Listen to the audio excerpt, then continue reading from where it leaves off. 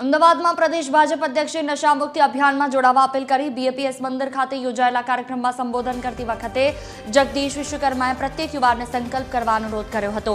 એક યુવાન અન્ય 5 યુવાનોને પણ નશામુક્તિનો સંકલ્પ લેવડાવે તેવું જગદીશ વિશ્વકર્માએ આહવાન કર્યું।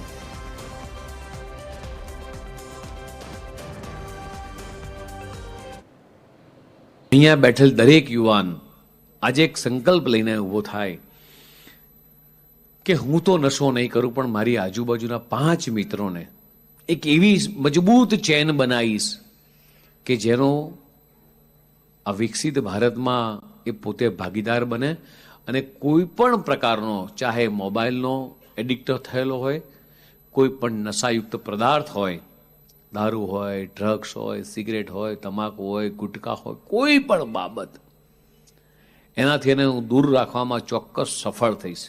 તમે ને હું જો 5 મિત્રોને જો આપણે સફળ બનાવીએ અને 5 મિત્રોને ફરજ પાડીએ કે તમે બીજા 5 ને એટલે બીજા 25 લોકોને સફળ બનાવો, કે આનાથી કેટલું નુકસાન થાય છે।